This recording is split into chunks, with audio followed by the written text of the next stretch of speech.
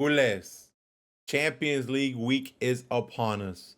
We have one of the biggest tests of our Champions League campaign for the 2025-2026 season. We went to Newcastle.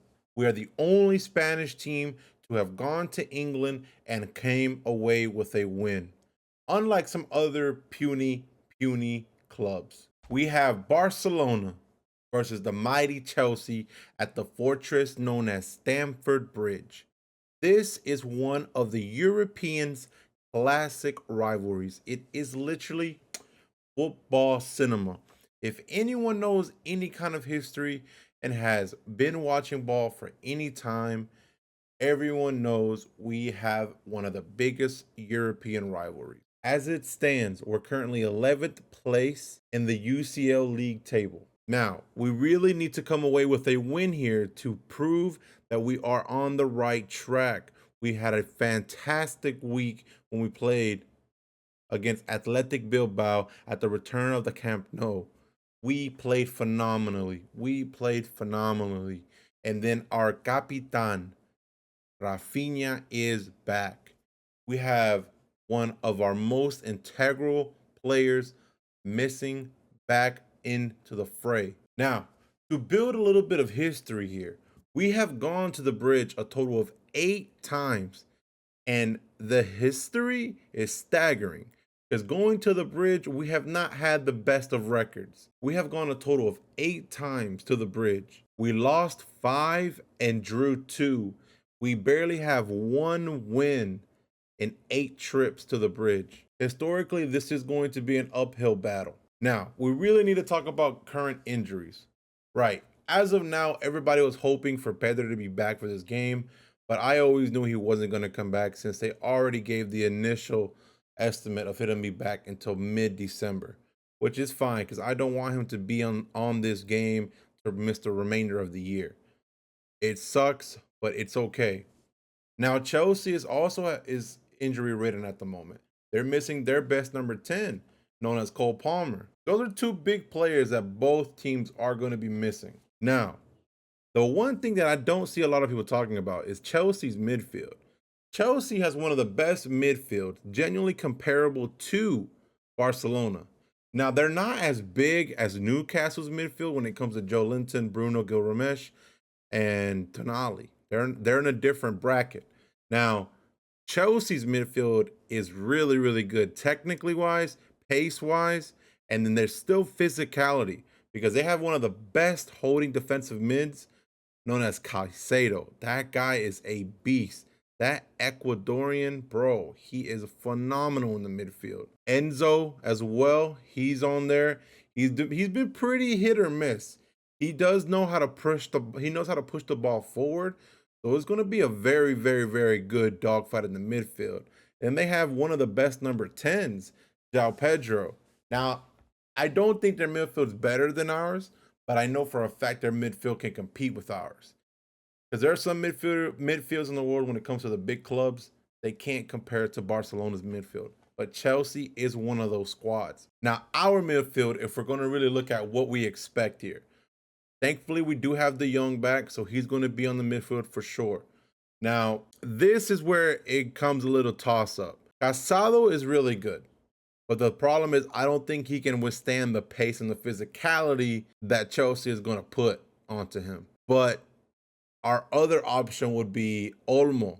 And Olmo, unfortunately, he's made of glass. I think he knows how to thread the needle. He knows how to thread the needle. He knows how to push the ball forward as long as he has that confidence.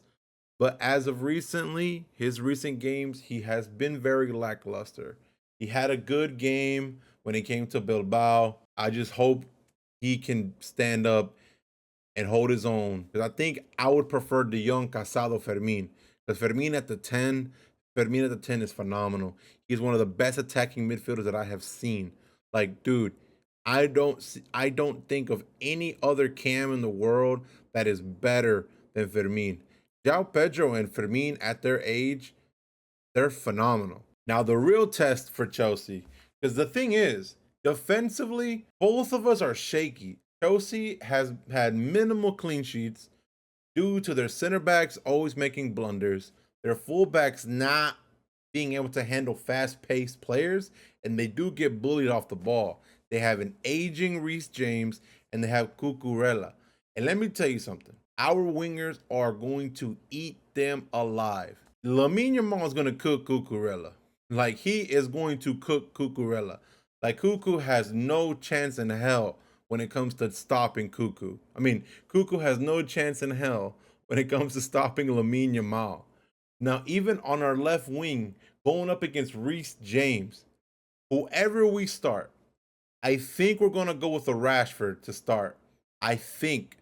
I don't think. I don't think Rafinha is gonna start. Whoever we start, genuinely, it's going to be huge because the more important piece is going to be the number 9, our striker. Whoever we start, because Ferran Torres is on a very, very, very good run. He has his confidence. He's motivated. He's pressing, and he's finishing his chances. Lewandowski is aging. He's still phenomenal. He shows great, great grit. And dude, his height, it's just phenomenal. He's going to tower over those two center backs that Chelsea has. But I think our attacking power is way more dominant than theirs. Because Chelsea's number 9 is not looking good. Delap isn't a bad number 9, but he misses his chances. He's not tall. He's not that physical.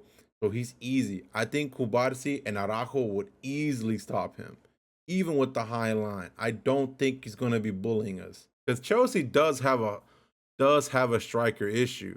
That is known. Now, the biggest person that I'm genuinely worried about when it comes to Chelsea that can actually change the game, Garnacho. Nah. I'm kidding. I don't think Garnacho is going to do anything. I don't even think he's going to get subbed in because he sure as hell ain't going to start. I forget who the left wing is for Chelsea. I think it's Gittins or Kittens, whatever his name is. And he's been okay. But I genuinely think their star boy, Esteval, if he plays and starts on that right wing, he is an actual game changer. He has scored in most of the games that he's played, and he has clutched up for Chelsea this season. He genuinely has. And he's doing it for Brazil at the age of 18. So he's being compared to Lamine Yamal. Like, these are two star boys of two of the biggest clubs and the youngest teams in all of Europe. But we're going to be seeing who has the best star boy tomorrow. I genuinely think this is going to be a high scoring game.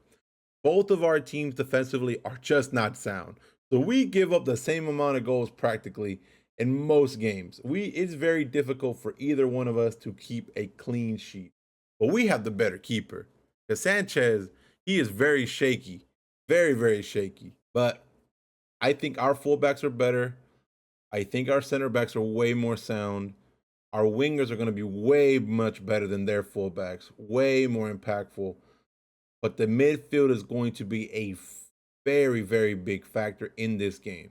But we need these 3 points, and we need to set the statement. We need to say that we are a contender for this Champions League, because last season we were not expected to even get close to a final. And the way we exited was one of the worst and traumatic ways to lose. But we learn, we move. And this season, it's looking like it's all coming together. And Hansi Flick proving all of the doubters wrong, that he can do anything he wants because he is a champion. He has the cojones, bro. He has it. Trust in Hansi. I have never strayed from the path. Anyone who says Hansi Flick needs to be sacked do not know ball. Do not know ball. But match prediction, genuinely, it's going to be high scoring. I see a minimum, Barca scoring 3 goals. I see Barca scoring 3 goals. Chelsea maybe 2. I know they'll score 1. I see a 3-2 to Barcelona. I see a 3-2. It's going to be a shootout. It's going to be a shootout. Because the big thing is, it's going to be this high line. It's going to be the most annoying factor here, because depending on who our center backs are tomorrow, and I think Araujo Kubarsi is going to be the best pairing due to the fact that Araujo can handle a physical striker. And then Delap's not even that big, so Araujo can easily bully him. And João Pedro, even though he's fast, he's pretty easy to be knocked off the ball. But I see 3-2 to Barcelona. That would put us at 10 points. Now, I would like to get the top 8 because at least you get put into avoiding the first knockout rounds, and then you're pretty much just locked in to the round of 16. And the round of 16 is a good thing because you get more time to rest, and we need our players to rest. There's less games because the game fatigue can start affecting them when it comes into January, February. But be ready, guys. Tomorrow is going to be a huge, huge game because anyone knows Barcelona Chelsea is going to be absolute football cinema. A European classic, gentlemen. European classic. But let me know your thoughts. I want to hear other people's predictions because I genuinely see a high scoring game tomorrow. Pero vamos, papi. Vamos.